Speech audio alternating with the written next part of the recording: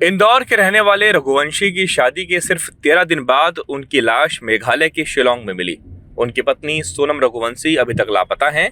इस घटना के बाद राजा का शव बुधवार को इंदौर लाया गया, जहां पूरे परिवार और मोहल्ले में दुख का माहौल था।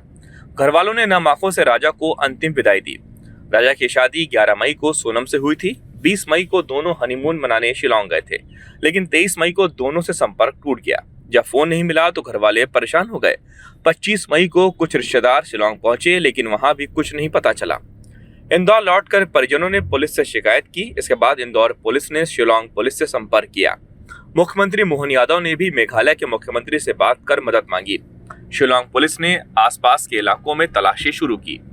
मैं चाहता हूं तो ये मामला जो है, इस मामले को आगे सीबीआई को सौंपा जाए, क्योंकि वहाँ की पुलिस सरकार जो है, मेघालय पुलिस सरकार जो है, वो लोकल पुलिस जो है, जो एक्शन ले रही है, वो एक्शन ऐसे लेते रहेगा भी तो आगे सोनम को भी इसी हालत में देंगे फिर तो, कि वहाँ की पुलिस तो अभी तक मानने राजी नहीं है। तो यहाँ पे ऐसा कुछ हो सकता है, जो मैं खुद से देख के आया हूँ। और वहाँ के लोकल्स लोगों का कहना यही है, तो हम जो कुछ आगे बताते का भी है तो प्रशासन हमको भी तकलीफ़ देगा।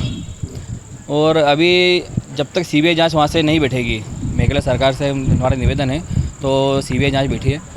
और हमारा ये भी निवेदन है दिल्ली सरकार से, तो इसमें सीबीआई जांच जो है बैठेगी कभी, तो राजा के आरोपी जो है उनको जल्द से जल्द पकड़ा जाएगा। राजा और सोनम ने शिलांग में एक स्कूटी किराए पे ली थी। वो स्कूटी ओसरा हिल्स के पास पड़ी मिली। फिर शक हुआ कि कुछ गलत हुआ है। इसके बाद 10वें दिन राजा की लाश मिली, जो काफी सड़ चुकी थी। राजा के हाथ के टैटू से उसकी पहचान हुई, लेकिन सोनम अब तक नहीं मिली। पोस्टमार्टम रिपोर्ट में सामने आया है कि राजा की मौत धारदार हथियार से मारने के कारण हुई। राजा के भाई विपिन रघुवंशी ने पुलिस पर लापरवाही का आरोप लगाते हुए कहा कि अगर पुलिस समय पर खोजबीन करती तो शायद राजा की जान बच सकती थी। पर जो मौजूद हैं उन्होंने राजा को देखा था। राजा की कुछ दिन पहले ही शादी हुई थी, सभी लोग बड़े शामिल हुए थे। क्या कुछ कहेंगी, आज दुख की घड़ी है। 11 मई को राजा की शादी हुई थी। अभी तो ये टाइम तो है ना, उसका चल रहा था कि शादी की तैयारियां हो रही थी, और एकदम से अचानक ये कौन सी दुख की घड़ी हो गई, ये पता नहीं क्या हो गया, कौन सा काल टूट पड़ा उनके ऊपर।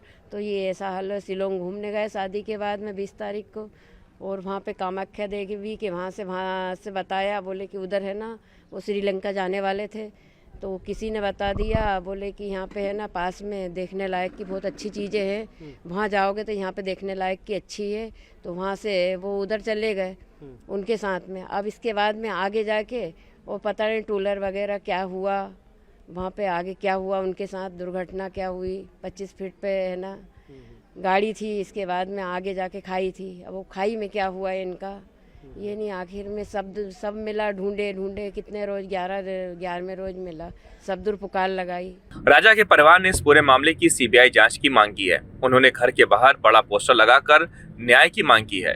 अंतिम यात्रा के दौरान भी लोग राजा को न्याय दो को नारे लगा रहे थे। राजा के भाई विपिन ने शक जताया है कि राजा की हत्या कर सोनम को बांग्लादेश ले जाया गया हो सकता है।